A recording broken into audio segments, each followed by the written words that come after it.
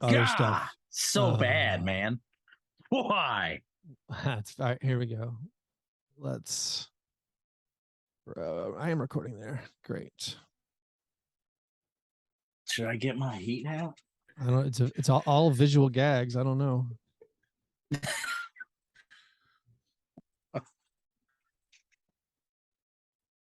Check one. So bad. Can you hear me? I haven't said Yeah. anything. Yeah. Okay, cool. You sound great. You sound strangely unmuffled. All right, I'm starting.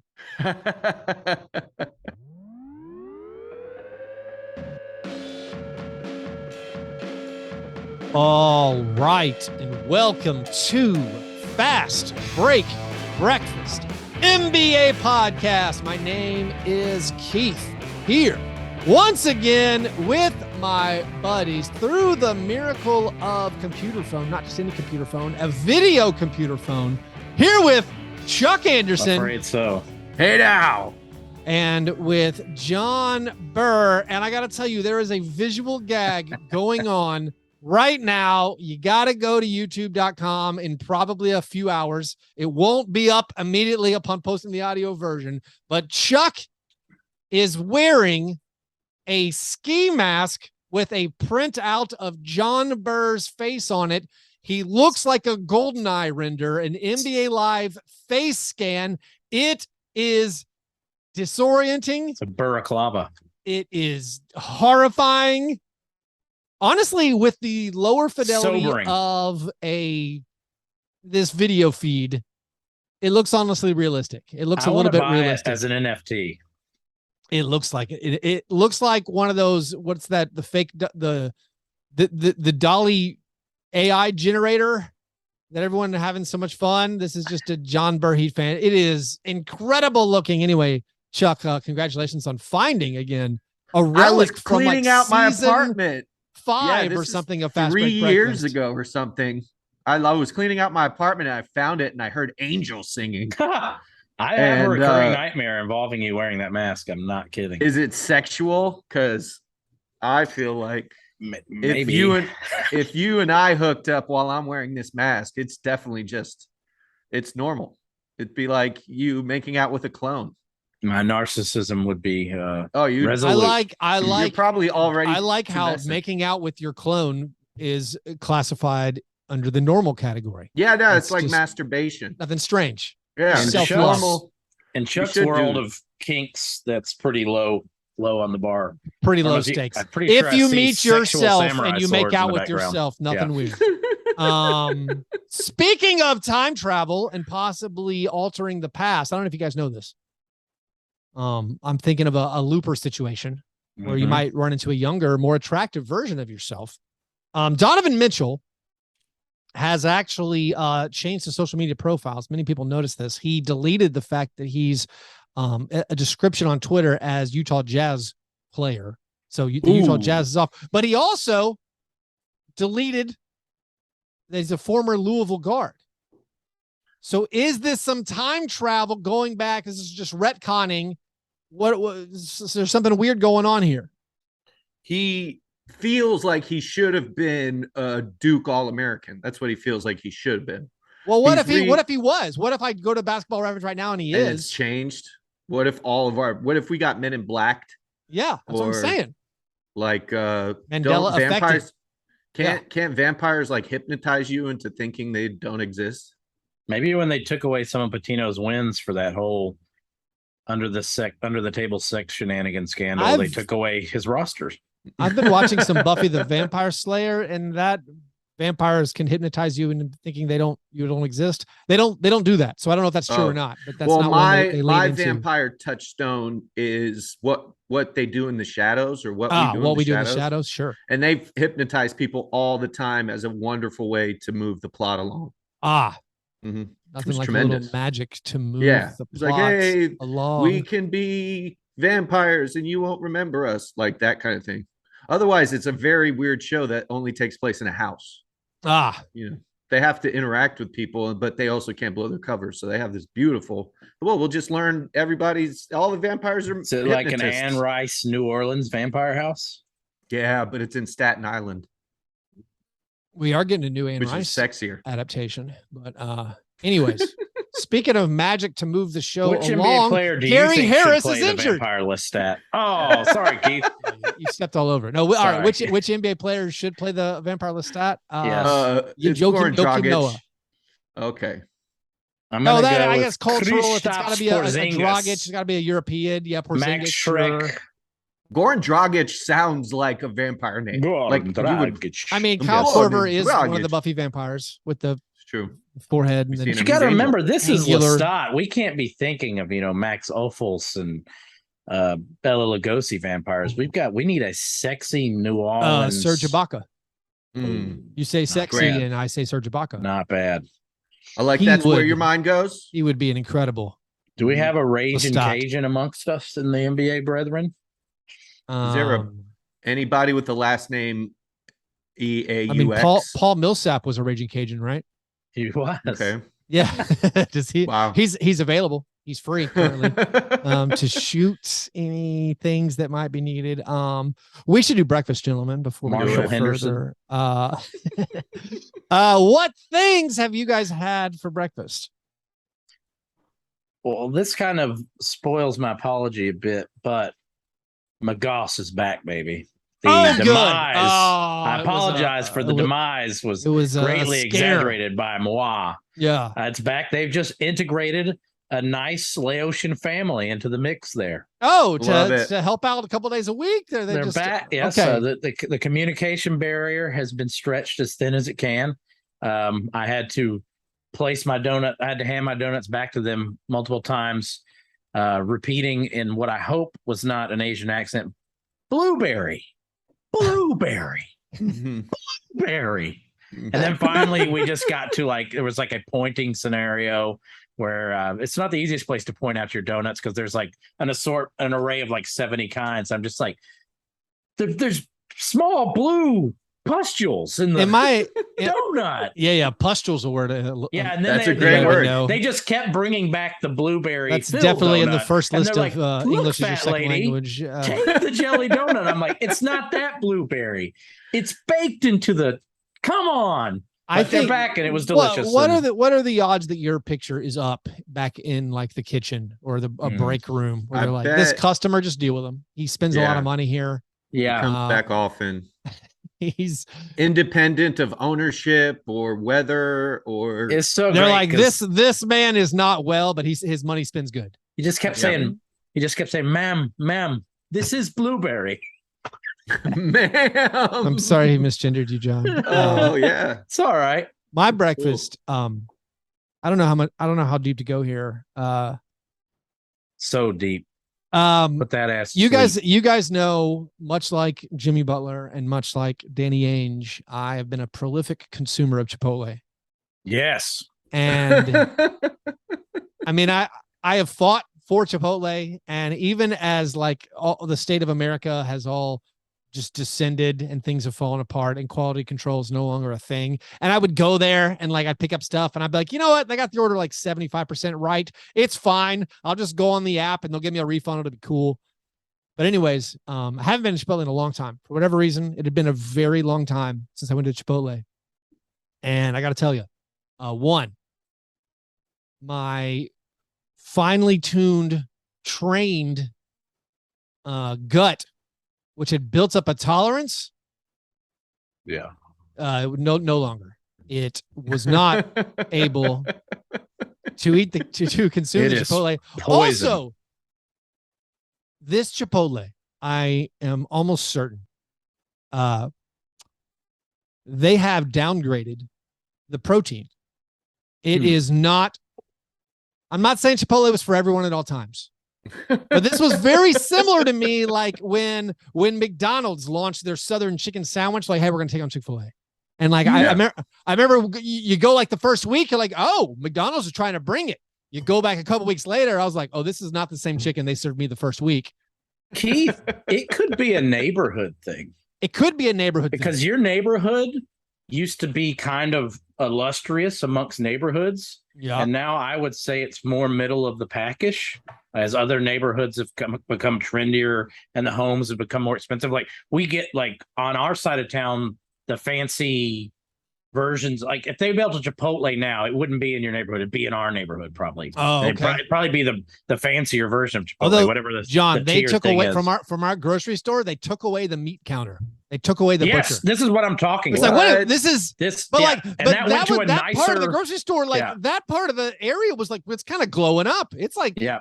They're kicking all the poor people out in that area, but they're like, hey, we can't support a butcher. They have their own algorithm. They do. They know what they're doing behind this, yeah. you know. So like I've noticed. So I don't order from the Jets Pizza in like and when I say my neighborhood, I guess I should. It's more Chuck's neighborhood. Chuck's in like really close to like the trendiest part of East Nashville. I'm kind of in the burbs of that. Yeah. And like, so I don't order from my Jets Pizza because it's bad. Yeah. So I order from the Green Hills Rich People Jets Pizza. Yeah. Okay. And it's like amazing. It's a different Jets Pizza. Well, There's so, a tiered structure. They have different toppings. This isn't in my head. It won't surprise you that like I in my own head have a certain rating level of all the Chipotles in the area of like that more consistent. Like sometimes like they just make things wrong. Like you go to that one. You like, had a good Chipotle. You left the salt out of the rice, or it's like, you know what, you put in like clearly something wrong about this ingredient you made here. But this chicken that I had, I was like, this is just not even the same flavor. They've done the switch. It's been years in. Maybe they're gonna blame the unionizing workers. They're trying to stomp out the working man, but this is the final. Like this is not the same meat it used to be. I think they've gone one level lower. With the food provider, and it destroyed me. And I had a rough morning. However, for breakfast, like I had leftovers because there were kids' meals. There was so much uneaten rice and beans and chicken and like chips, and I'm like, oh man, this will make a great little nacho salad. Geez. So I had a rough go of it. But then, my breakfast was leftover Chipotle. I know I poured fire on your neighborhood tier Chipotle fuel, but I also think that when you start to get older, the gut cannot handle what it. I don't know, man. There's a lot of stuff where like it used to be if I ate a 1 pound bag of Starburst jelly beans, it made me ill. But that's when I was a child. I steeled myself. I built up that tolerance, and now it doesn't faze me. I was a weekly hot chicken person. Yeah. And just that, no.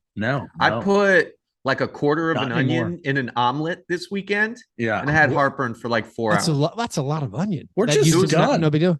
But I used to just do that all the time. If we're going to do the Wild Hogs old men talk, all you young listeners out there, buckle up. When you turn 40, you can't spin in a circle more than twice. No. You will get ill. If you go on the Gravitron, you could die. When your little kid's like, spin me around, and you swing them like twice, you're like, whoa. Remember when your bleep used to get so bleeping hard?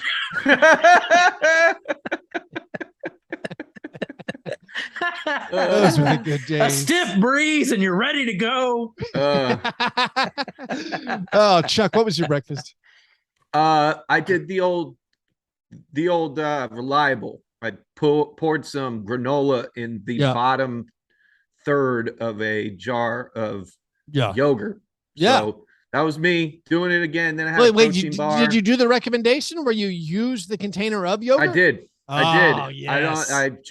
And as I threw out that container, saving myself the 47 seconds it would have took me to rinse a bowl, felt like a victor. Well, I felt Victor. Don't you not need to wash bowls or silverware in your house, and you just pour the next meal into it? No, I make sure I clean the spoon, and then I rinse the spoon quickly, and then getting the yogurt out of a bowl. You can't cut steps there. Like you got to fully rinse. You got to rinse, and you got to scrub. You got to take the scrubber. I think you need to excoriate and burn. Okay, I should just start getting disposable bowls.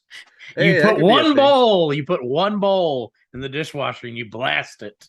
Cleanse with fire. And then the ice caps melt and we return to dust. Those were our breakfasts. Daggone fish people.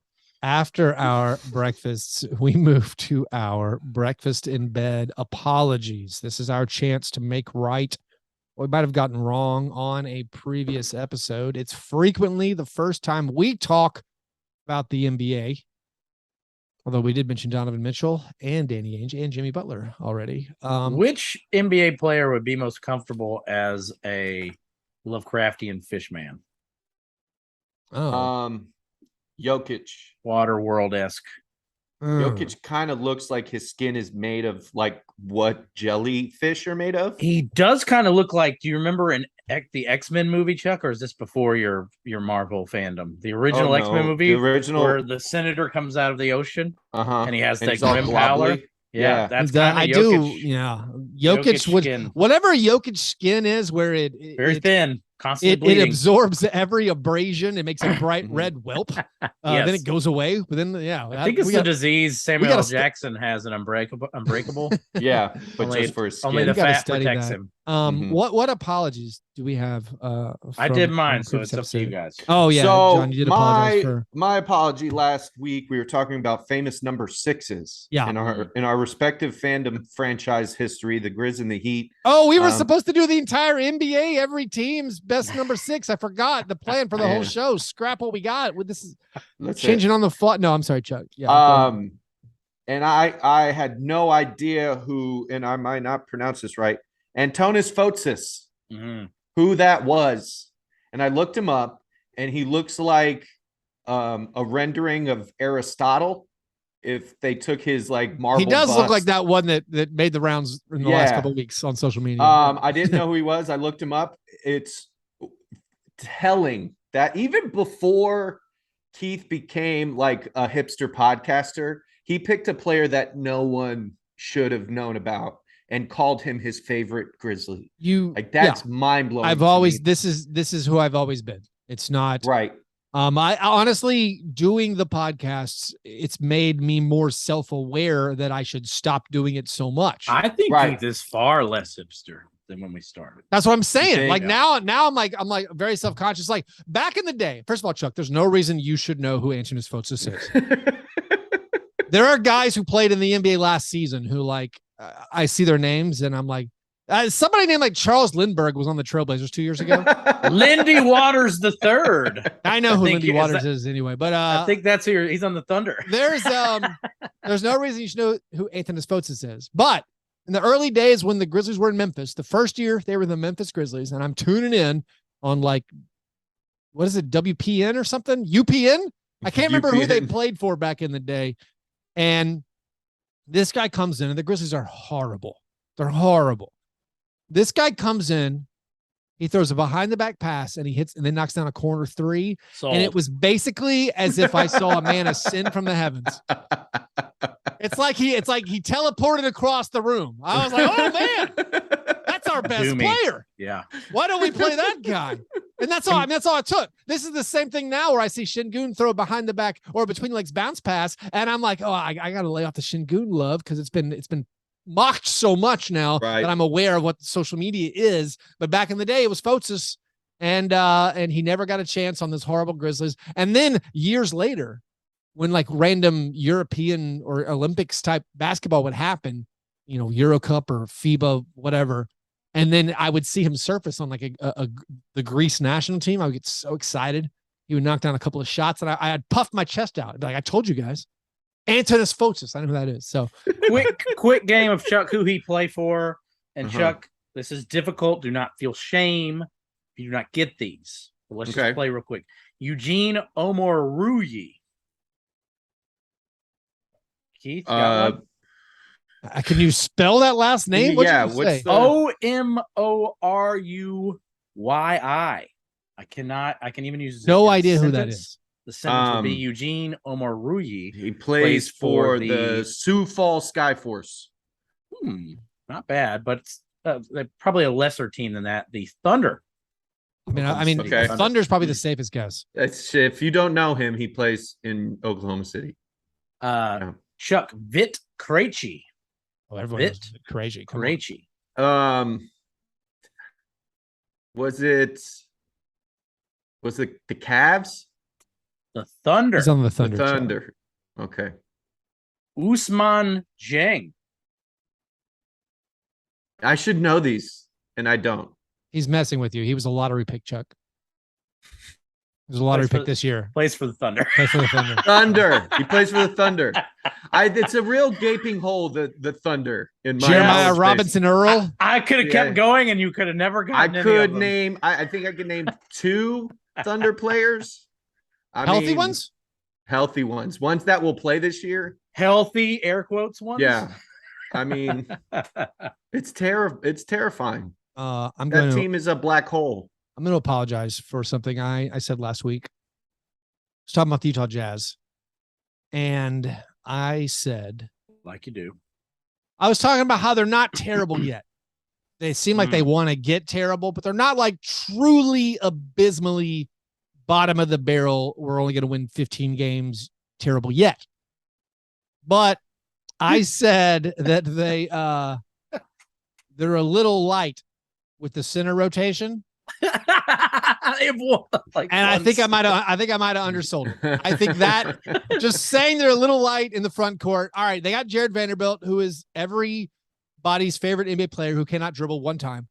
But saying their center rotation, they're on their roster players taller than 6'9". It's Walker Kessler, unproven rookie, and Udaka Azubuike, who is an unproven young guy coming off ankle surgery. They don't have Whiteside anymore. Is he gone? Those are the Whiteside's not coming back. Okay. So when I was saying, listen, if you squint, that team's going to win 30 games on accident, 35 games on accident.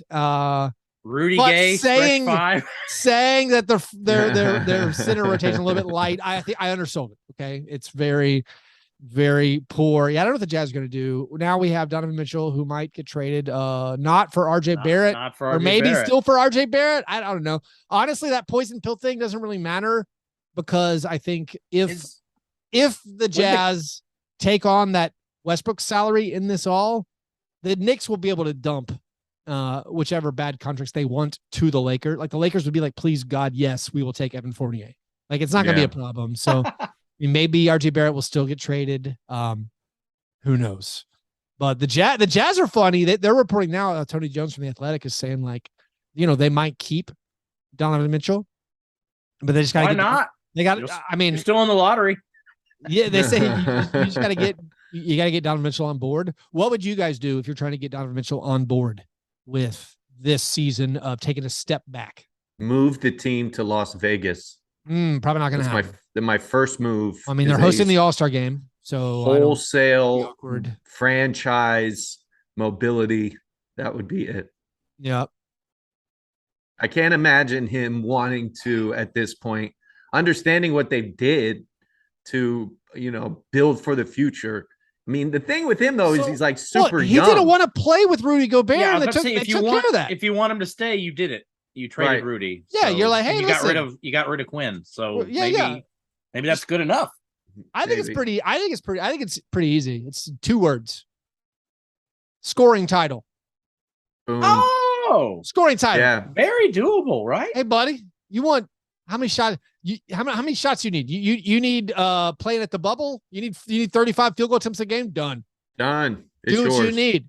We literally have no one else. Once we get that points per game where you want it, when you're up to like 35, 36, just shut it down.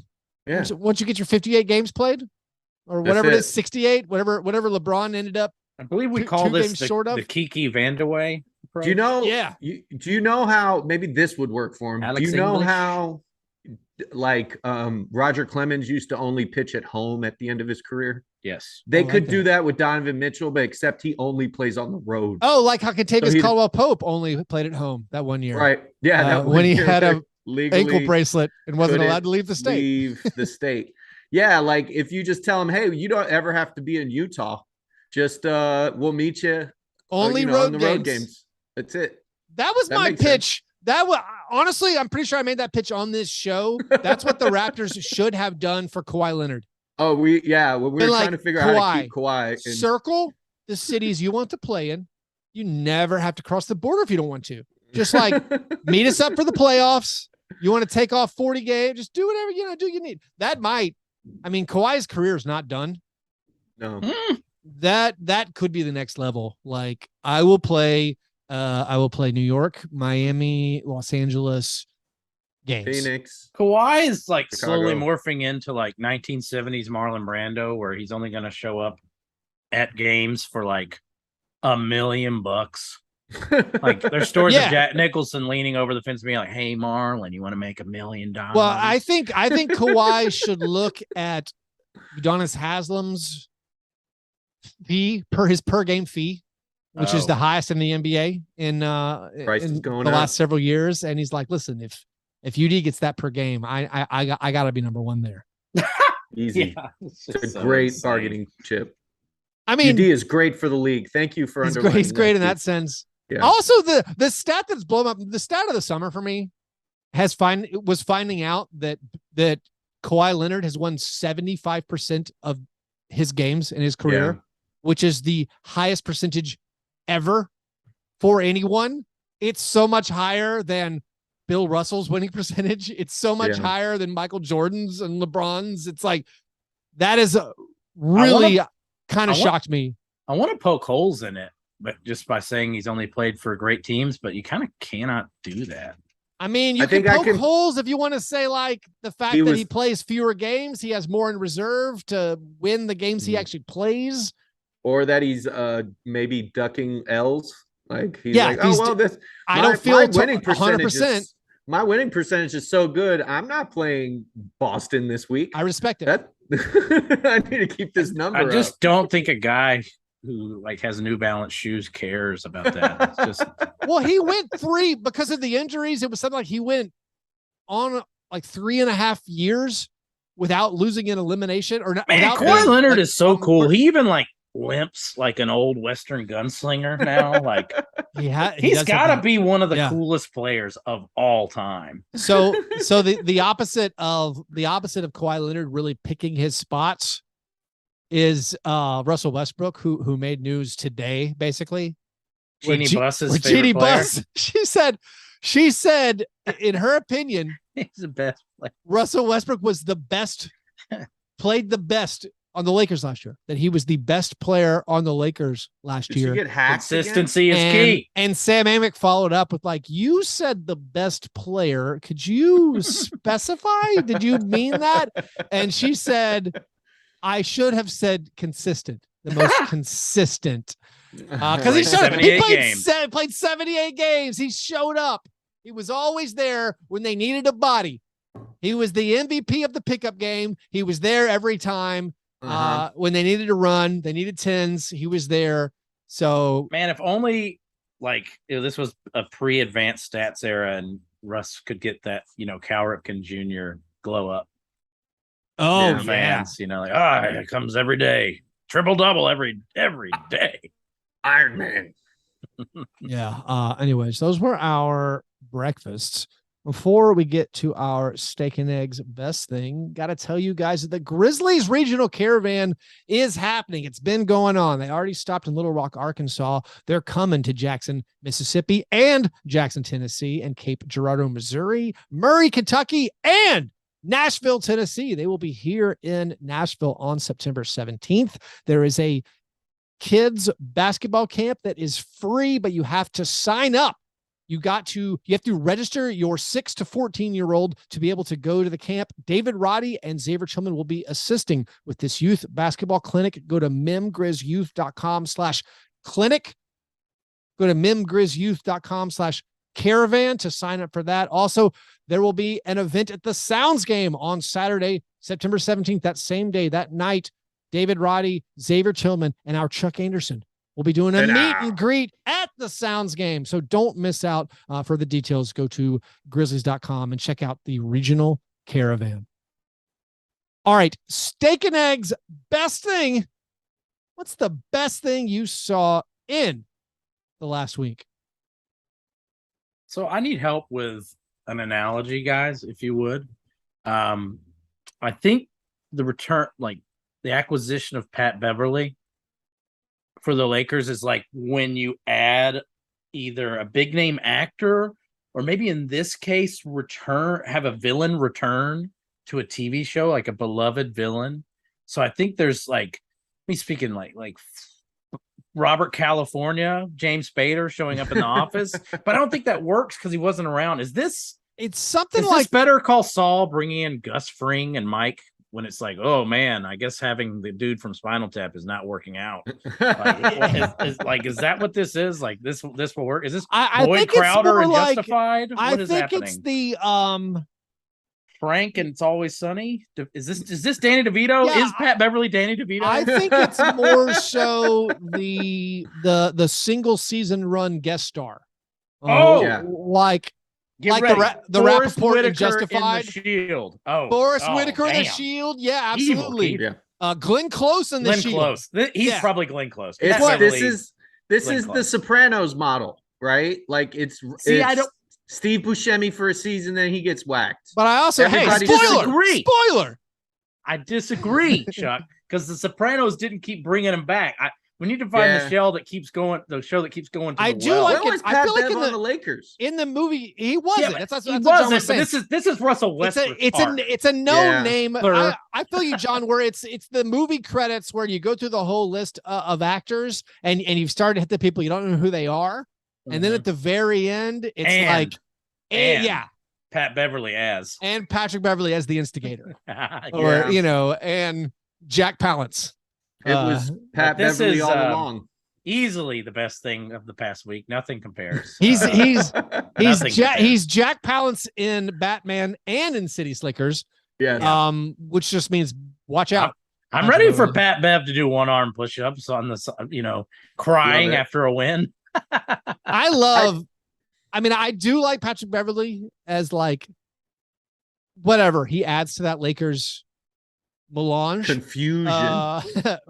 You sprinkle a little Pat Beverly in the gumbo. I think he makes the Lakers like way better. I'm in that camp compared to Taylor Horton Tucker. I'm in that camp. Like that's one of those dudes. I buy all the Timberwolves culture articles. I buy them all. That's good. Yeah, that's good, man. And I still think it's a good trade for the Timberwolves. I think the Timberwolves got the juice out of Pat Beverly, and they're ready now. Yeah. Although if the Timberwolves suck without him, bring it to me. Do you know how old Patrick Beverly is? 38.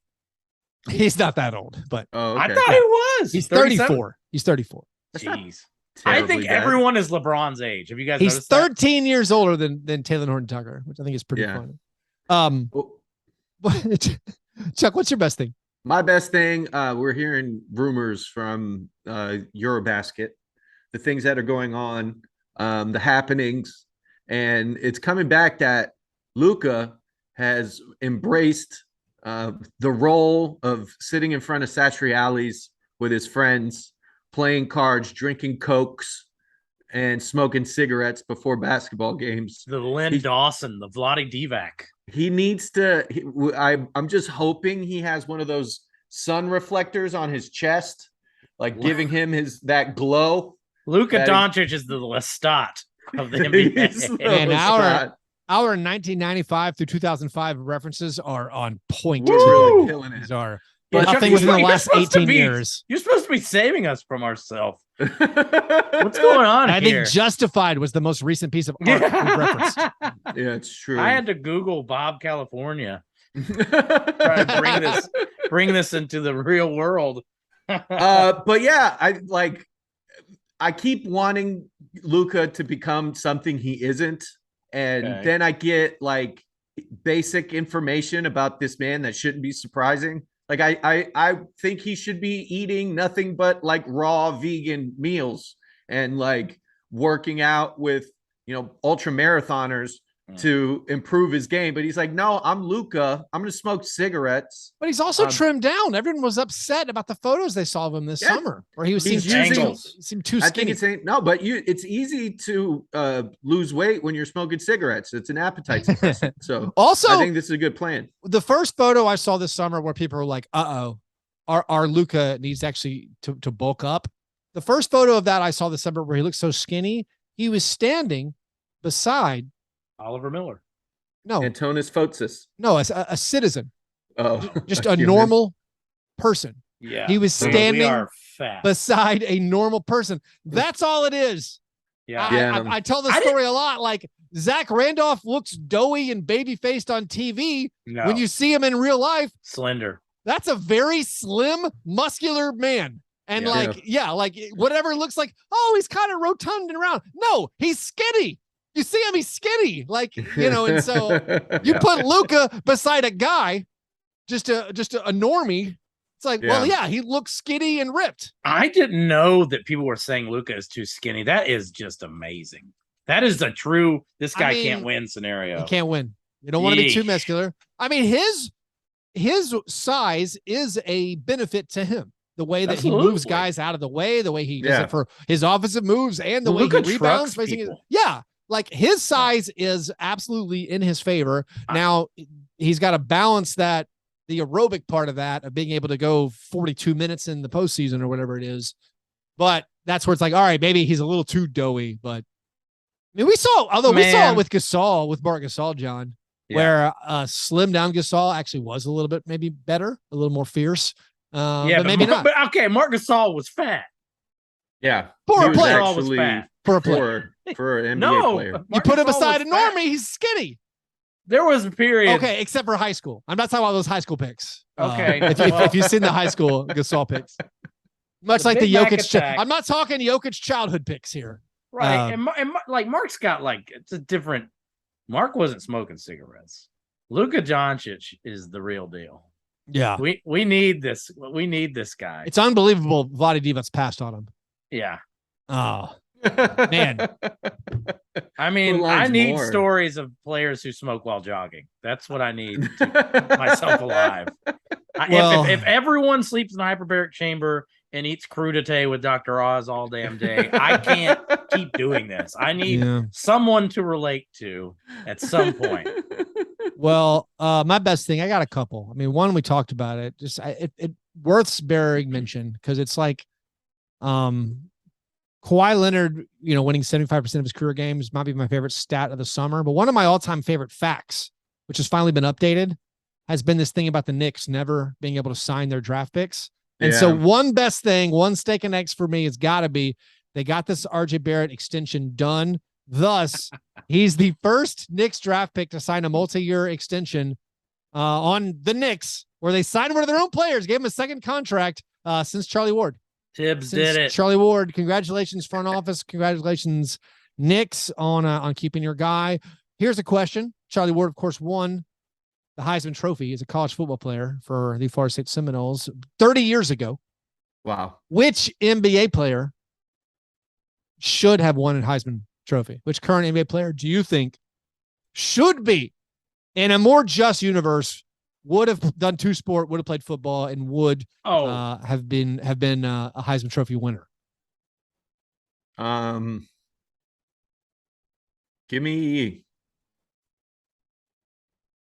The answer is clearly Kawhi Leonard. 70% of his games. That's good for at least a Sugar Bowl. Yeah. I don't know. Give me please don't say LeBron is tight end. I'll kill you.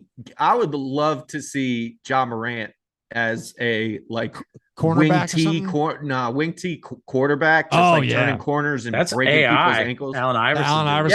I have a firm belief that Allen Iverson would have been like the greatest football player ever. I mean, didn't Danny Ainge play all sports? I'll give it to Danny Ainge played all sports. Also, I'm thinking obviously Anthony Edwards would have been an all-pro running back or all-pro anything. I'm trying to think of a guy though that was maybe. Now I've created an additional parameter for myself to make it more difficult. I'm trying to think of a guy who's not an elite NBA player, who's more of a Charlie Ward, who's one of these 30th draft picks who wow, Dylan Brooks, running back. The Nuggets drafted a guy who won Heisman Trophy. Kyle Lowry would have been like Jerome Bettis. Who's the guy who loves contact? Did anybody draft Jeff Samardzija? He was drafted in all sports, right? I remember that guy. Notre Dame, Jeff Samardzija. Well, yeah. Sorry.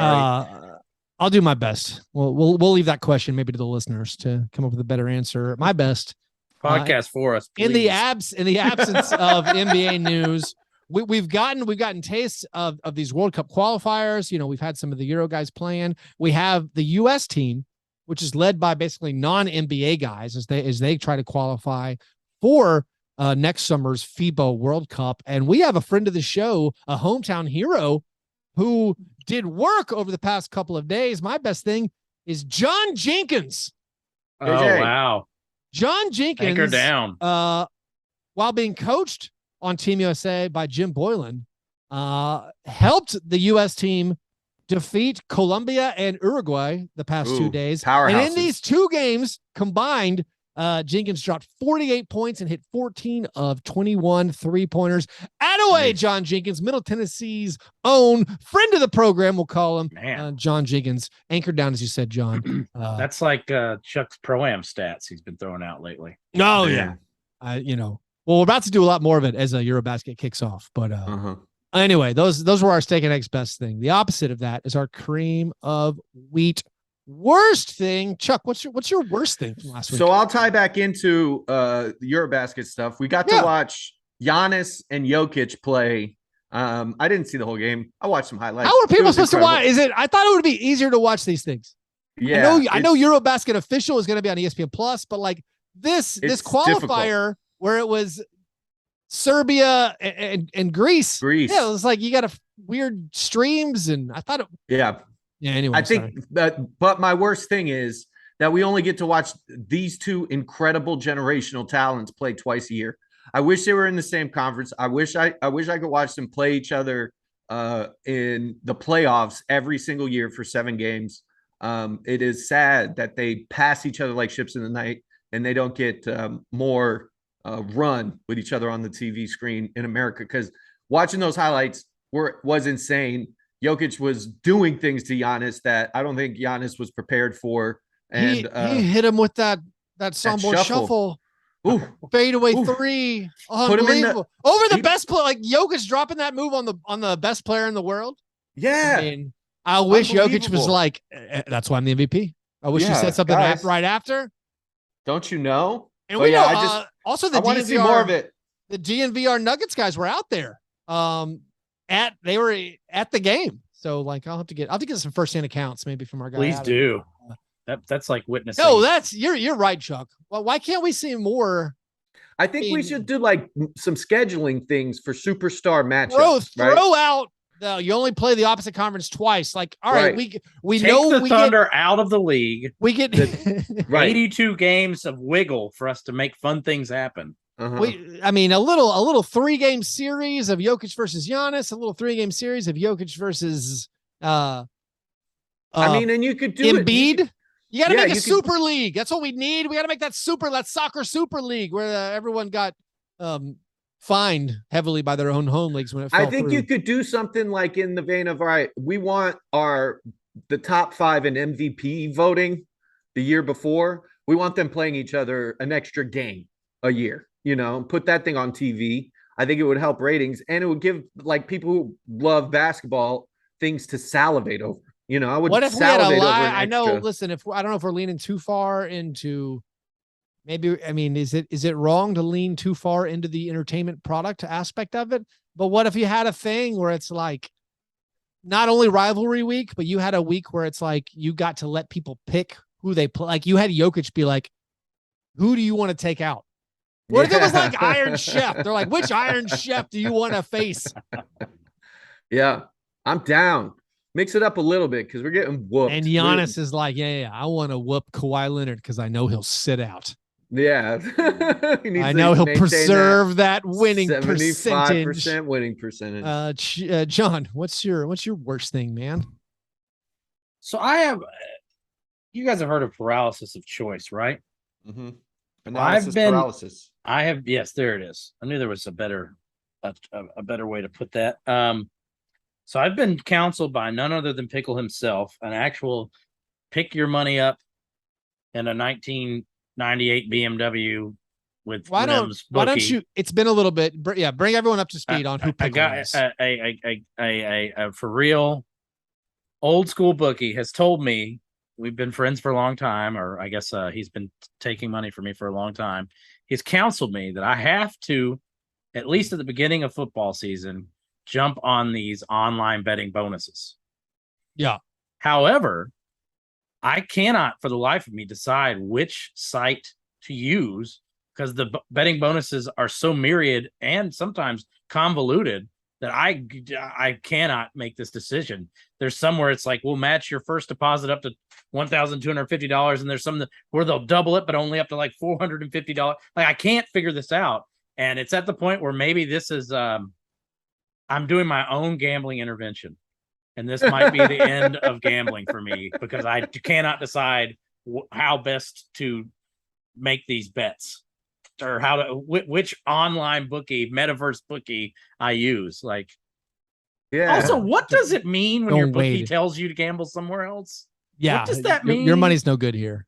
Wow. We can't talk about casinos, and the Grizzlies have damn a it. casino, I'm and sorry. like, Yeah. well, the Grizzlies are literally. Hey, we can turn it into an ad. But we can't. We're not allowed to read the okay. Grizzlies I'm sorry, I forgot sponsor about casino ads Forgot about that. on the air. So Okay, well, I have a backup. I have a backup one in case. okay. Yeah, that would be probably easier just to do a different one. But yeah. Okay, so my worst this week is like, and I don't know if this is just the circles I run in, but what's the hubbub about RJ Barrett getting too much money? That does not seem real to me. Like, he was an improving player on both sides of the ball. Like, he's scored. He's right behind John Morant. I think it's Corey Maggette, Rudy Gay disease. He's not that guy. He's not the dude. Yeah. I think a little bit sticker shock too. I mean, I think the analysis that when the cap jumps up, any player who's decent signed on a rookie extension, the contract's not going to be that out of control. Also, the way the NBA works, you just have to sign your guys. You have to keep your guys. So like, keep it, you figure it out. I mean, RJ Barrett is one of those guys. He has like, I'm not sure where I stand on him. It's like, he looks really good at times, but then maybe he was asked to do too much last year playing alongside Jalen Brunson. Hopefully he'll look a little bit better. What were you going to say? Like, do we need to compare players or? Yeah. So like a lot of I unfortunately run with a lot of Blazers fans, and they are just like scoffing at the notion that RJ Barrett, as they understand it, got 20 million more than Anfernee Simons. Ah, yes. That sounds correct. That sounds correct to me too. I don't understand. Okay. All right. No, I consider RJ Barrett to be significantly more important than Anfernee Simons. And I understand it. Anfernee Simons' numbers were excellent. They're great. And I think he's also could be good. But someone had to score there. The place, that's not necessarily true when you're playing next to Julius Randle. I'm more optimistic about RJ Barrett just because of like the defensive physical stuff. Well, the physical prototype. Just Okay, wing with size who can have the ball in his hands. That's everything. Yeah. And so he was like the second pick, right? Or something. And he knocked down a ton of threes a couple years ago, and like maybe he'll make a better percentage of them again this season. Is this just LOL Knicks stuff? It feels like that because it's like, yeah, he's not an all-star, and I don't know what he projects to be on a team that can make the second round of the playoffs. Like, I think he has a ways to go before I consider him to be like a true building block where you're like, this certainly is part of the next great Knicks team. But like, I think he probably is. And at the very least, again, the way the NBA works, you have to keep him to find out, or if not, trade him to the Jazz. So I have, part of I have a fun, package. you might love this, Keith. I have a fun, weird stat. I love this. That pertains to RJ Barrett. Over the past 10 seasons, only 3 players have scored 20 points per game with a true shooting percentage that was 10% worse than league average, right? Oh. So those 3 players are, we could do a Dinklage, but it's Randle, RJ Barrett, Russell Westbrook. Okay. Yeah. So they just paid a guy who's basically having the same kind of production as Russell Westbrook, and pairing him with a guy who has the same production as Russell Westbrook or efficiency as Russell Westbrook. So I think there's something more than just LOL Knicks. I think it was Kevin Pelton, like of the 40 guys who attempted X number of shots, like the two worst true shooting percentages were RJ Barrett and Julius Randle. Yeah. And so I mean, it's tough. It's hard. You're not great. You can't, and I think there's some of it. It's like this extension thing is tinted. We already talked about it with like it's prohibiting in a way the Donovan Mitchell acquisition. So the people that are like, we need to restart with a superstar. Donovan Mitchell is as close as you can get right now to having a superstar, pairing him with Brunson. And if you they paid RJ, there's that poison pill thing. I mean, no. So going back to the Anfernee Simons thing, and maybe I'm just not the biggest fan of him, but like, if you say, would you rather have 4-year, $100 million Simons or 4-year, $120 million Barretts? No, I mean, I guess you could take into account team build, but like, what versatility does Simons have? He's a bucket. He gets you a bucket. He's a shooter. It's very important to have, but I would much rather have a guy who I know can guard and can also put the ball in his hands. He can do a lot of different stuff, but I'm not sure. My worst thing is about some former NBA players. A couple of them very close to my heart, but we got a little bit of closure on one part of a federal case against some NBA players. This isn't about Tony Allen, is it? The ringleader, Terrence Williams of the fraud case, he pled guilty. And as part of this plea deal, this is the fraud case where ex-NBA players, including Tony Allen and Tony Roten, and various others, were submitting falsified medical records and dental or receipts to be reimbursed by this players fund to pay for those medical expenses. But Terrence Williams pled guilty. He apparently was the ringleader. He had been remanded to jail apparently for threatening witnesses.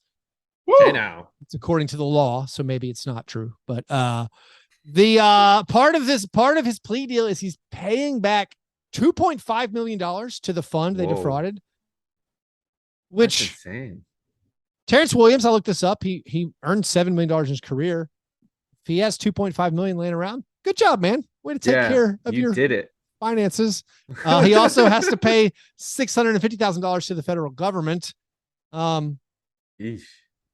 Good job keeping track of the finances, I guess, having that $3 million on hand to pay off that. But I don't know what this will mean for the other people involved, but the ringleader, he did. Some people have rainy day funds. Other have massive NBA insurance scam funds. Yeah, that's right. Let me reach under my couch. Here's a brick. I'm going to pay off this fine to the government. I mean, I guess that's worse than our guys, Chet Holmgren going down. I mean, I kind of covered that on Thursday with the last show. By the way, Chet Holmgren had surgery, obviously successful, because there's no such thing as an unsuccessful surgery in the sports world. The doctor who operated on him is some kind of famous doctor. Dr. James Andrews? It wasn't Dr. James Andrews, a famous orthopedist from Birmingham, Alabama. This guy has operated on such notable NBA players as Taj Gibson, Zach Collins, the previously mentioned Udoka Azubuike, also Isaiah Livers. Do you think this doctor, he keeps a trophy case of ligaments, of damaged ligaments shaved off? Does he ask, is that okay? Or are you allowed to have like a little trophy case? To take a famous these are the player guys shaved, wears them around his neck like a Vietnam vet. Yeah, like Universal Soldier. Yeah, our 90s references. Hey, there's been some good Universal Soldiers made in the past 10 years. I don't know. That's just what was on my mind. I mean, is it even seemly for this man to be bragging about his conquest like this? I mean, don't ask, don't tell. I would say the likelihood is, the probability is over 50% that he has just some. Hey, you don't mind if I hang on to this? Yeah, he's got like MRIs that are framed and signed. Yeah, I bet. John Holmes's foreskin in a jar. Yeah. Anyway, those bits and pieces of those basically Hannibal Lecter. Our worst things. Before we move to our part fadeaway and our award segment, we do have an eye shop this week. We have one listener submitted question. That is the croissant questioner. Magnus asks, are you worried about any players who made a leap last season For instance, Darius Garland regressing this season. The old 2 steps forward, 1 step back, or maybe even 1 step forward, 2 steps back if it gets really bad. Yeah, I got a name for you guys. Anfernee Simons. I mean, I'm sure you have this fear as well, Keith. Don't say it. Desmond Bain. Don't say it. Desmond Bain. I did an entire podcast on Knicks and Grinds this week about how awesome he's going to be in year 3. Oh, that's good to hear. I just can't help it. I love him, but I can't help it. Maybe it's because my jersey I ordered never arrived. I have like 3 players on the Miami Heat that I'm afraid of regressing. Yeah, sure you do. Who's this year's Duncan Robinson, Chuck? And Hero, somebody's got to take a step back. There's too many guys that played, kind of out of their pay grade last year in Miami. And I think that, it's possible that putting Victor Oladipo closer to the starting lineup or the first man off the bench in that Tyler Hero role, because Hero's supposed to be starting. It's going to leave Strus or Vincent in the weeds. So, yeah, I don't know. We'll see. I can't wait to go into training camp with the exact same roster we had last year, except no PJ Tucker. That should be fun. Going back to you had to re-sign Udon, baby. Going back to the Simons thing, or going back to Desmond Bain, or even like Tyrese Maxey. There are this seemingly host of guys who really took off last year, and there certainly is a chance that some of them are not going to be as exciting or as tantalizing as we thought, and they're not going to take that further step forward. Whether any of them actually like dial it back, you're like, oh, hey, you're worse. Like Julius Randle and RJ Barrett 2 years ago had these huge years. I mean, Julius Randle wasn't young or anything, but then like they both backslid last season. I could see staying with the Knicks. I could see Jalen Brunson now that he's got like a target on his back.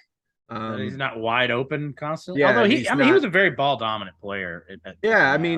He's now going to be the person teams scheme around. Instead of like most teams during the season, we're stopping Luka and then we'll live with Brunson. Now it's probably going to be, let's stop Brunson because the other two. So what you're saying is Julius Randle going to eat? Yeah, Julius Randle's good. Yeah, with his they're all scheming for Jalen Brunson. What about DeJounte Murray in Atlanta? Well, I mean, if we're just talking fantasy basketball wise. I am always just okay. He's gonna be way less valuable. What do you think this show really is for me? I could also see, the same like ideology I'm using for Brunson, like that methodology, whatever, for Tyrese Halliburton, where he's going to be the guy that everybody's prepping for all season long, and he may not be as effective or as efficient as he's been in previous years. Wait, was the question specifying someone young? Like I could see Harrison Barnes having a worse season. Sure. Just breakout. So you can have an old man breakout, right? I mean, worried Miles Bridges' season won't be quite as good. Oh yeah. He might have peaked. Might have peaked last year. Montrezl Harrell might take a step. Gonna be hard to have a step into prison. 1 step backward, indeed. Or is this legal? I thought of this the other day. You doing Herb Jones? Come on.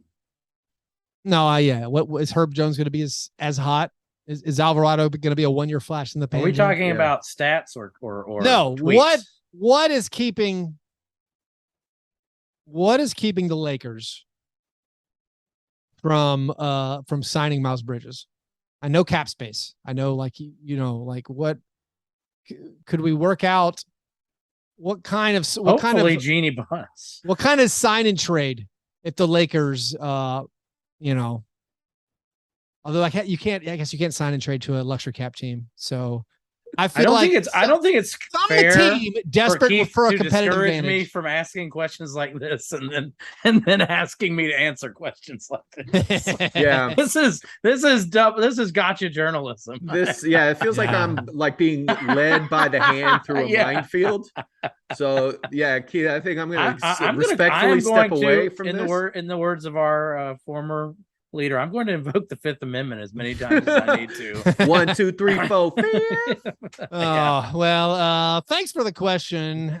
If you out there want to submit your own question to be answered on air, you have to become a Patreon supporter. Do that at patreon.com/fastbreakbreakfast. You can join.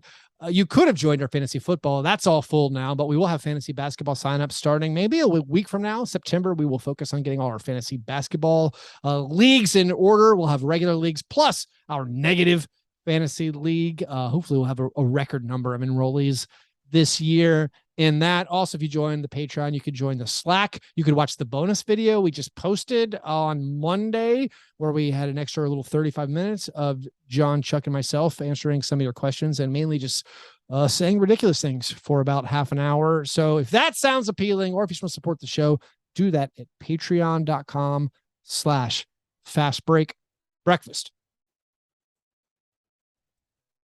So now it's time for the awards segment of the program. We skipped it last week. There obviously are no games going on, but I teased this a couple weeks ago. I just thought it would be a good time in the summer to recognize some guys maybe we overlooked for their entire season performances from last year. And we talked about the players who had the worst field goal percentage a couple weeks ago. And this week, we're going to focus on the guys who had the worst 2-point field goal percentage, because so many of those guys at the top of the worst field goal percentage board were weighed down by their massive volume of 3-point attempts. So these are guys who, not affected by bad 3-point percentages, shot the worst from the field, limiting this and saving Kent Bazemore from infamy. These are guys who attempted at least 200 2-point field goals. So from 10 to 1, the worst 2-point field goal percentages in the league last year. 10, Brandon Williams, a tanking all-star for the Trailblazers. Number 9, Kiefer Sykes at 42%, 2-pointers, a tanking all-star for the Pacers. Devontae Graham, the jewel of the Lonzo Ball trade. Devontae Graham only made 41.3% of his 2-pointers. We think, hey, his 2-point attempts are pretty tough. Smallish guard off the dribble, probably. Number 7, RJ Hampton, who I think is awful. One of the worst players in the NBA, RJ Hampton. Still on the Magic, 40.5% of his 2-pointers. Lou Williams. I think Lou Williams might have the worst year this coming season. Might have a step back. Lou Williams might have been all we got from him, 40.4%. Number 5, here's our top 5. Elfrid Payton, I believe still a free agent. Elfrid Payton, 40% of his 2-pointers. Ricky Rubio, as we enter the sub 40% club, was 38% on 2-pointers. Number 3, Alec Burks, 37.8% of his 2-pointers. Number 2, Dante DiVincenzo made 37.3% of his 2-point field goal attempts, and the worst shooter in the NBA last season from 2, Keon Johnson. Keon Johnson, who had a really nice summer league, is going to be part of a bounce back year for the Trailblazers, we think. Okay. Keon Johnson made 36% of his 2-pointers. Does anybody else, every time they hear Keon, just think of Keon Clark and his big long socks? I always think of Keon Clark. Every time I see a top 10 Raptors players all time and Keon Clark isn't number 9 or 10, I get upset. One of the most interesting looking NBA players of all time. Keon. Not a Keon. You're thinking of Keon Dooling? And that's what he said. Enunciation. Oh, you did? Oh, my bad. Anyways, par fadeaway, gentlemen. What we've been doing for par fadeaways this summer is we're focusing on a single division of NBA teams. And we're looking at these teams. Today, we'll be looking at the Northwest Division. We're looking at these teams, and we're saying, which player on these teams is maybe the biggest variable for their success this year? We're trying to throw out their all NBA players. We're saying, all right, we know what we're getting from this guy. We know what we're getting from Luka Doncic or Karl Anthony Towns. Who is the swing player for taking this team from a best case or from a worst case scenario to their best possible outcome? There's a lot of leeway in how you want to interpret it. That's fine. We're just talking about some of these teams, and we're doing it by naming the swinging player from each team. Chuck's swinging player from every team in the Northwest Division. We'll start with a team that won the Northwest Division and is actually very, very hard to talk about using this game we have created, the Utah Jazz. The Utah Jazz last year won 49 games, which was a disappointment. They won the division, Who's the swinger here? Is it just, are we making Danny Ainge jokes? What are we doing with this one? Let's do some Jared Vanderbilt. All right. Yeah. Upgrading over Royce O'Neal, adding that Pat Beverly flavor, keeping him in the hunt. Yeah, I wanted to make Mike Conley, who sucks, jokes, but I'm late. I think it is Mike Conley. What if he still has some? What if there's still some meat on that bone? What if there's still some kernels on that cob? If the Utah Jazz don't play any playoff worthy teams, I think you might be onto something. I mean, if that can happen. I don't know what to do with this team because again, all the tea leaves are they're not interested in winning basketball games this year. They have some players who can play in Conley and Clarkson and Bogdanovich and Vanderbilt, and then obviously Donovan Mitchell. But yeah, what do we do with this? Malik Beasley. It's going to look really different because the way Quinn Snyder set that team up was a pretty stringent system. So we could see an entire. I will, through some means, be betting on the Jazz early in the season because I think just the new lookedness of it all could lead to some like a surprising returns early. But that's just a storyline I've built in my own. That's all I've been saying. That's all I've been saying. Yeah. Little light at the center position, John. Little light. Yeah, let's just. Sorry. Just Jordan Clarkson, getting extra touches and whoever they trade Donovan Mitchell for. Oh, that's the big thing. Yeah, I don't. Bunch of first round picks. Yeah, I can't see. I don't know what to do with this team. Yeah, let's move on. Yeah, let's move on. Let's do this one. Should be more fun. The Denver Nuggets. Pretty easy. I think it's pretty easy. Michael Porter Jr. Yeah, this one, unfortunately, it's so obvious because it's just the injury related type thing. But it really is. If Michael Porter Jr. is 90% of the 2 years ago MPJ, then this is like it's a title contender. If he's not, they're good. I think if we remove Michael Porter Jr., I mean, maybe KCP or Bruce Brown or something. But I don't know. Bones Highland. People want him to make a leap, but I don't see him being I don't think you can play Bruce. I don't think you can play Bones Highland as much as people think you can. I'm rooting for Bubble legend Jamal Murray. Bubble and Snapchat legend. I'm even considering Jamal Murray as like a known almost. I'm like basically giving him the benefit of the doubt. It's been so long that he will be healed and basically the player we know. But both those guys clearly are going to swing the season. Murray and Porter. Yeah, I'm interested to see like how Michael Porter Jr. integrates with Jamal, because I think those two guys need a lot of basketball in their hands. And with Jokic doing what he does, I don't think you got enough to go around for three guys. So just to see how they manage that will be interesting to me. And you don't think Michael Porter Jr. could take some of those shots that Facundo Campazzo was taking?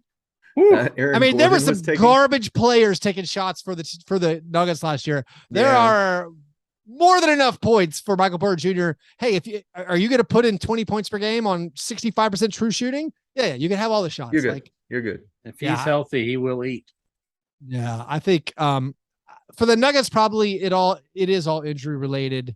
But like we all know the only shot Michael Porter won't take. This is easy. The Timberwolves.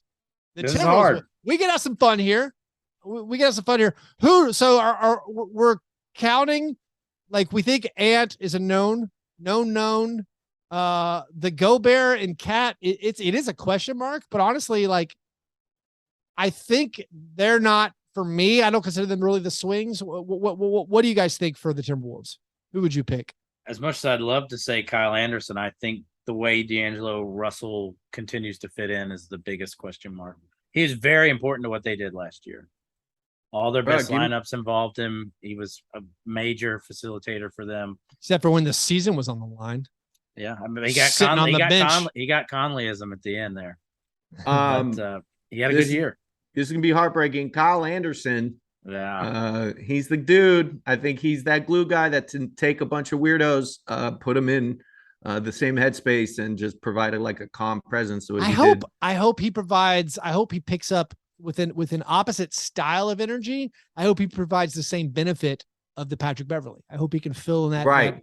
get the defense all together. I thought he was like, if we'd done this before the Gobert trade, I think I would have gone with Kyle Anderson of like, this guy could be this perfect skeleton key that fits in the lock and makes everything work they have going on with the Gobert and the big swing they made. And then the other additions they made of like, you just brought in some Austin Rivers, some Brent Forbes.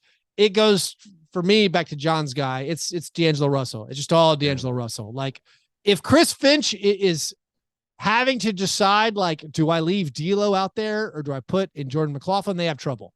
Like, I think it's right. If it's an embarrassment of riches that they can't afford to put D'Angelo Russell on the bench when they need to. Like, I don't think they can beat anybody good though.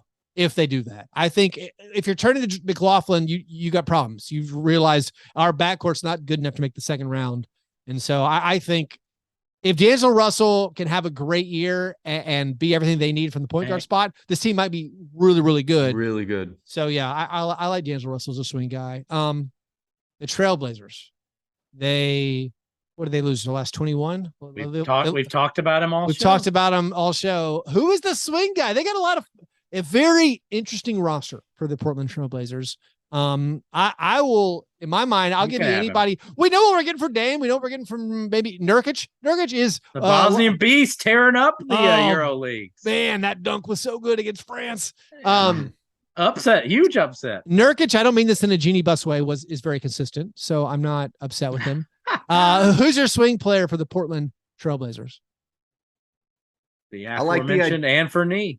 Yeah. Anfernee Simons again. I like that. I'm leaning towards the Gary Payton II signing. Oh, I like that.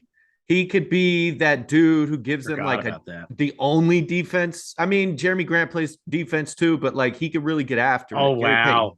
We didn't even mention Jeremy Grant. Well, that was going to be mine. At the end. Jeremy Grant was going to be mine. Jeremy Grant going from. What about Josh Hart? This is the swing team, man. These guys are swingers. I know all these players, but I think I'm going to focus on like I love this roster. I actually like this. My hipsterdom is really being drawn to this team because of the Jeremy Grant, because of Gary Payton too, because of Josh Hart, whom I love.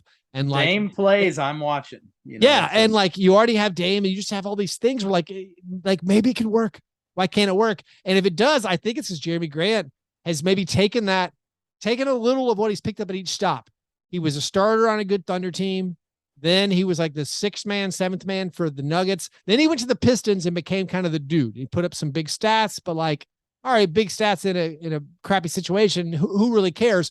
Let's see what you do on a team that's actively trying to make the playoffs. And I'm excited about it. If he can add on like those extra ball skills and scoring skills that he picked up, or maybe he was finally allowed to show when he got to the Pistons, that this team becomes very dynamic, very hard, like to play, and they could be a good playoff team. So yeah, I like Jeremy Grant as like the variable for this team, avoiding the lottery or avoiding the play-in and maybe being like on the fringe of that top 6 discussion.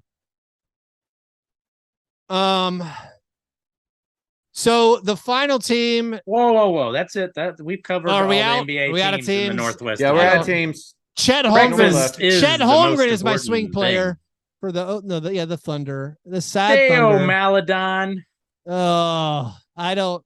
What do we do here? We can let Chuck try to name some of these players off of this team of Nobos if you really like. So yeah, the Thunder. Lindy Waters, the thirds of the world. Thunder break the exercise. They really do.